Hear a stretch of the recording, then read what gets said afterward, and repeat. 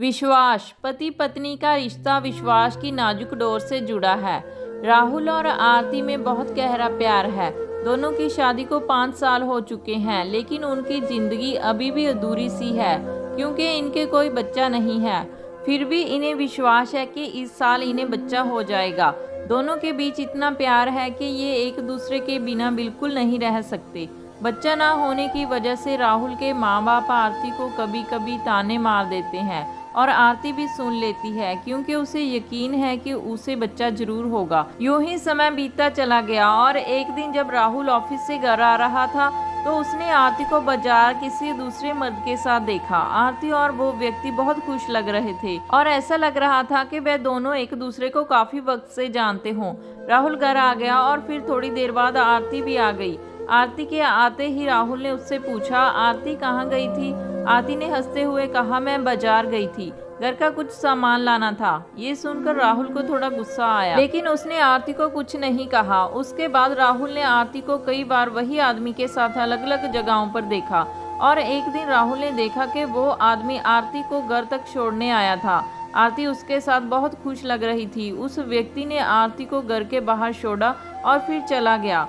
राहुल का दिल बहुत दुख रहा था, लेकिन आरती को खो देने के डर से उसने उसे कुछ नहीं बोला। एक दिन राहुल घर पर बैठा था कि तभी आरती का मोबाइल फोन बजा। आरती बाथरूम में थी, इसलिए राहुल ने फोन उठा लिया। फोन उठाते ही दूसरी तरफ से आवाज आई, हेलो राहुल, मैं थोड़ी देर में घर आ रहा हूँ, कुछ जरूरी बात करनी है। बस इतना कहकर उस आदमी ने फोन काट दिया। अब राहुल ये सोचने लगा कि उस आदमी को उसका नाम कैसे पता। राहुल के दिमाग में कई तरह के ख्याल आ रहे थे।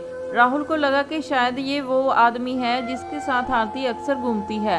राहुल को लगा कि शायद आरती उससे डाइवोर्स लेना चाहती है और इसी सिलसिले में बात करने वो व्यक्ति घर आ रहा है। राहुल बहुत उदास हो गया। वो अपनी शादी टूटने नहीं देना चाहता था, लेकिन क्योंकि आरती ने धोखा दिया उसे कुछ भी समझ नहीं आ रहा था। राहुल जैसे अपनी पत्नी को खोने के डर से घबरा गया था और वहीं जमीन पर गिर गया। इतने में आरती भी बाहर आ गई। उसने राहुल को उठाया और पूछा, क्या हुआ तुम्हें? तुम ठीक तो हो? राहुल ने गुस्से में आरती को धक्का दिया और वो गिर गई और उसका सिर पास रखे टेबल पर लगा। आरती कोई हरकत नहीं कर रही थी। कांपते हुए हाथों से राहुल ने आरती को अपनी बाहों में उठाया और देखा कि उसके सर पर बहुत गहरी चोट लगी थी, जिसकी वजह से आरती बेहोश हो गई थी। तभी राहुल की नजर आरती के हाथों में पकड़े हुए एनवेल्प में पड़ी। उसने एनवेल्प खोला तो उसमें लिखा था, डियर राहुल, मैं तुम्हें कई दिनों से बताना चाहती हूँ, लेकिन सोचा कि तुम्हें सरप्राइज दूं। मैं पिछले कुछ दिनों से अपने इलाज के लिए एक डॉक्टर के पास गई थी। वो डॉक्टर मेरा वही कजन था जो बचपन में फॉरेन चला गया था। उसने मेरा ट्रीटमेंट शुरू कर दिया था और अब मैं 2 महीने प्रेग्नेंट हूँ। आज मैंने अपने उस कजन को खाने पर बुलाया है। तुम उससे मिलकर बहुत खुश होगे। तभी दरवाजे की घंटी बजती है और राहुल दौड़कर दरवाजा खोलता है। दरवाजे पर आरती का वही कजन खड़ा था और वो कहता है, राहुल, मैं समीप हूँ, आरती का भाई, कैसे हो तुम? तभी समीप की नजर आरती पर पड़ती है जो खून से सनी हुई जमीन पर पड़ी थी। समीप फौरन आरती को हॉस्पिटल ले जाता है और वहां आरती कोमा में चली जाती है। आरती अपने बच्चे को भी खो देती है। राहुल अपना सिर पकड़े आरती के पैरों पर बैठा उससे माफी मांगना चाहता था, लेकिन आरती अभी भी कोमा में ही थी। एक छोटी सी गलतफहमी ने आरती और राहुल के रिश्ते में भूचाल ला दिया। दोस्तों, ये कहानी हमें बहुत बड़ी सीख देती है। पति पत्नी का रिश्ता विश्वास से जुड़ा होता है। गहरे रिश्ते में किसी भी नतीजे पर पहुंचने से पहले अपने पार्टनर से बात जरूर करनी चाहिए।